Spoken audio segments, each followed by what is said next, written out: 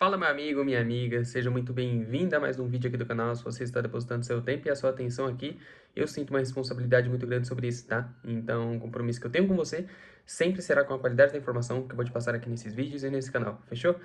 Turma, mais um vídeo da semana, vamos lá. E hoje eu quero falar com vocês novamente, como no vídeo passado, tentar trazer e deixar documentado aqui um aprendizado específico que eu tô tendo com relação ao livro que eu tô lendo, que é o livro do Eugênio Schwartz, que eu comentei com vocês, o Brink Advertise, que é esse livro daqui. Esse livro, até então, ele não tinha traduzido, né? A gente tinha alguns PDFs, eu já até tinha tido contato com a tradução de um PDF que tinha. Só que, cara, a partir do momento que você traduz, que algumas pessoas fazem esse tipo de coisa, você perde muita a originalidade do conteúdo em si, né? Então, a tradução por si só, quando você faz uma tradução que é ali pelo tradutor ou até pela IA, às vezes ela não fica tão assertiva, ela não fica tão certeira, né? Então, acaba que você perde um pouco do contexto, não fica uma coisa muito legal.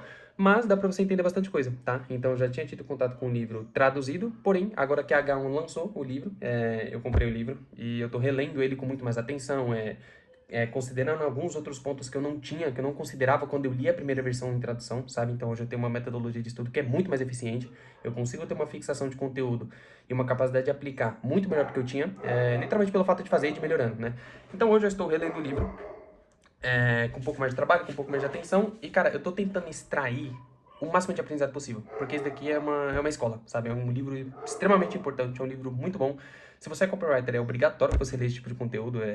O tipo de conteúdo que eu digo com relação a copy, você tem que ter contato sim. Mas esse livro aqui, de todos os livros assim que até hoje eu li com relação a copy, foi o mais impactante até agora, tá? Porque ele consegue sintetizar muito bem cada aprendizado, ele entra de maneira muito profunda em cada aprendizado, e melhor do que falar apenas, por exemplo, da definição das coisas, do que é uma headline, do que é uma página de vendas, do que é um vídeo de vendas, de como você constrói um título, sei lá, alguma coisa nesse sentido, ele trabalha as coisas de uma forma muito geral, de umas coisas muito profundas, sabe? E isso linka muito com um fato que eu acho importante, e que, cara, eu trago muito pra mim, que inclusive é um objetivo meu, que é me tornar um copywriter estrategista, né? Diferente de um copywriter júnior, diferente de um copy que ele simplesmente produz a peça, o copy que ele é estrategista, ele tem uma visão contexto do negócio, sabe? Então ele tá dentro do projeto onde ele tem o contexto do projeto, ele tá dentro de um mercado e ele atua criando copies, criando trabalhos para um produto que ele tem um contexto geral do produto e ele consegue ter essa capacidade de olhar as coisas por cima, sabe? Então ele não fica limitado ao único material exclusivo dele. Então o livro ele traz muito sobre isso também.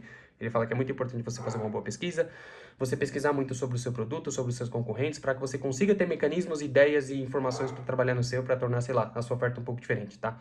Especificamente aqui hoje, eu quero falar, tenho certeza que vai ser um vídeo bem rápido, mas eu só quero deixar registrado e documentado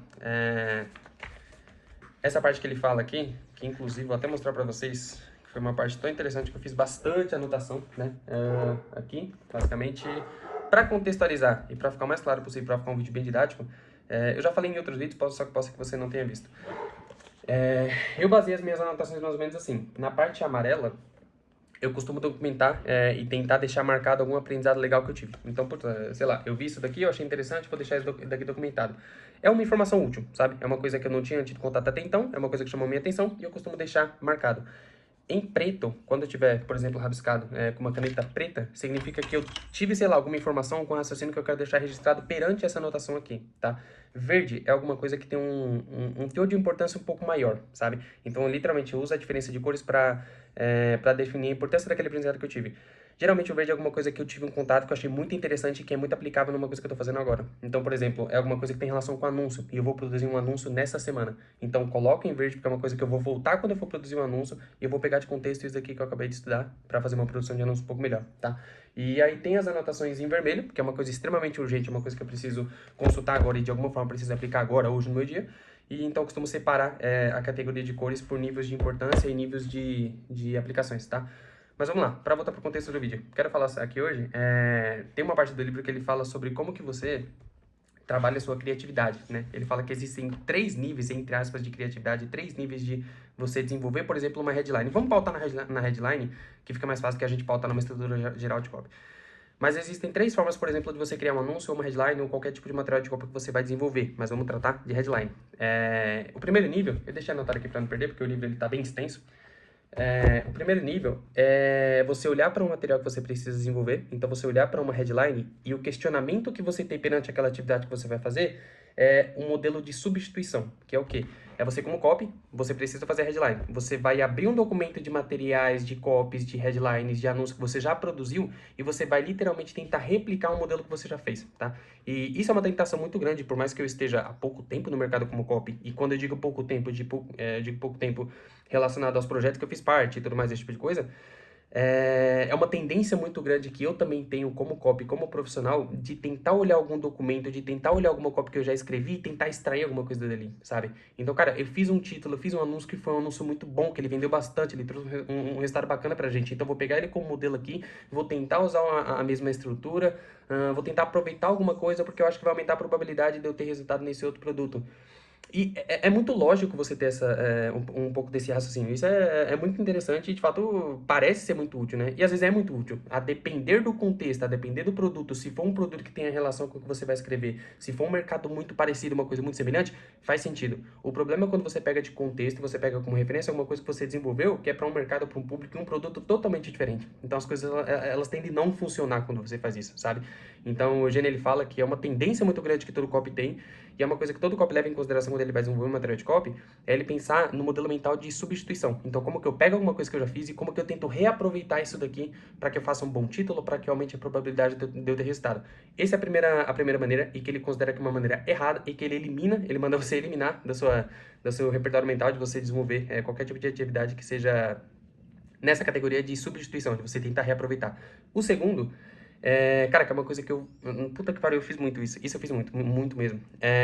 Você ter aquelas fórmulas, é você ter basicamente uma sequência ideal, um raciocínio quando você vai desenvolver algum material. Exemplo, você tá aqui para desenvolver um anúncio. Cara, a estrutura do anúncio ela vai ser essa, essa e essa. Beleza.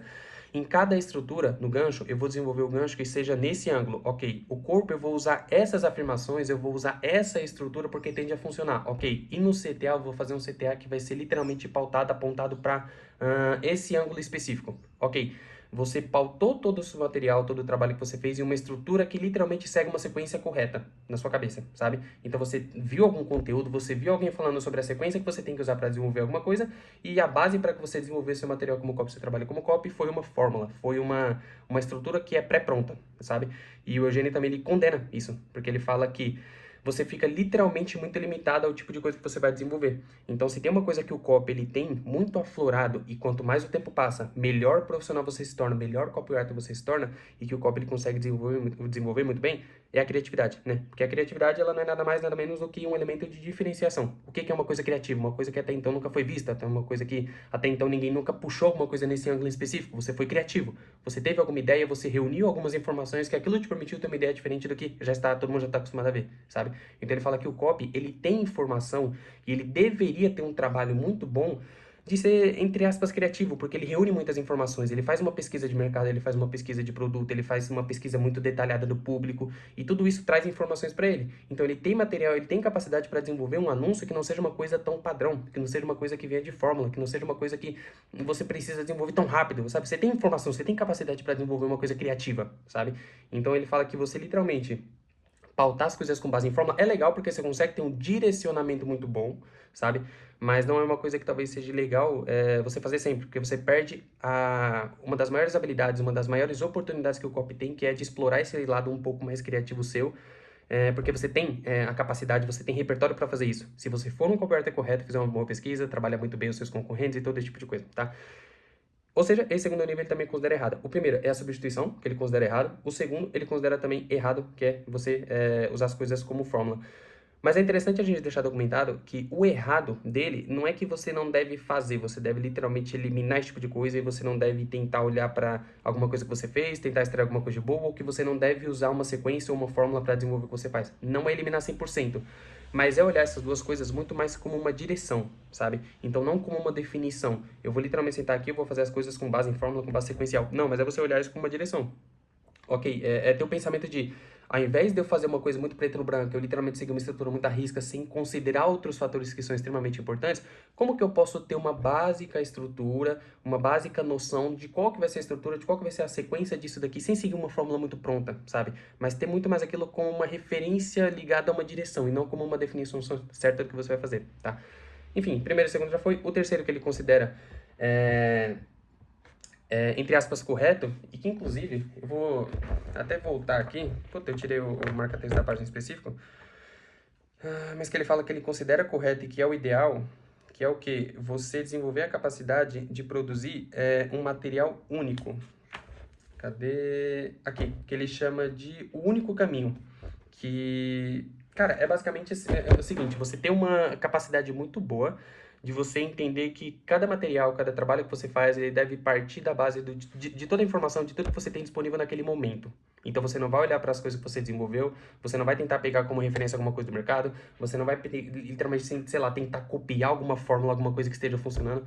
Você vai olhar para aquele modelo específico, você vai olhar para aquele público específico, você vai olhar para aquele produto, para a capacidade e para as ferramentas que você tem atualmente, você vai desenvolver tudo que você tem a partir dali. Então, com base naquele público, qual que é o problema central que aquele público possui? Qual que é, sei lá, perante toda a concorrência que tem naquele mercado, qual que é a oferta que é muito repetitiva daquele mercado, sabe? Tá todo mundo prometendo fazendo uma única promessa, apontando para um único ângulo. Qual que é o nível de sofisticação do mercado? Então, qual que é o nível de maturidade com relação ao público das ofertas que tem, sabe? Tentar explicar melhor. Qual que é o nível de maturidade que as pessoas têm com relação às ofertas disponíveis? Então, as pessoas elas estão muito conscientizadas sobre essas soluções, elas já tiveram muito contato com essas promessas, sabe? Se é um público muito mais conscientizado, que já está muito mais ligado, já está muito mais sofisticado no mercado, você fazer mais do mesmo, você prometer as mesmas coisas, você literalmente olhar os seus concorrentes e pensar só em um simples elemento de diferenciação, talvez não seja o caminho ideal. O caminho ideal talvez você seja reunir tudo isso que já está disponível, uma boa pesquisa, informações sobre o produto, informações sobre o público, e a partir daqui você pensa, como é que eu faço uma coisa que seja, entre aspas, única? Não é inovar, não é você fazer uma coisa que nunca, então nunca tinha feito, mas é você tentar fazer um trabalho que é diferente do que já está feito, sabe?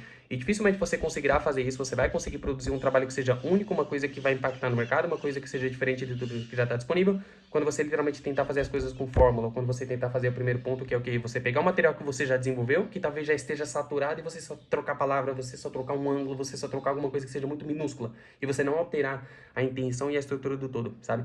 Então, olhar cada material que a gente faz de uma forma única é um desafio muito grande, porque dá aquela impressão de que você sempre está começando do zero, né? Então, cara, caramba, eu fiz uma cópia que foi tão boa, por que eu não posso aproveitar isso, sabe?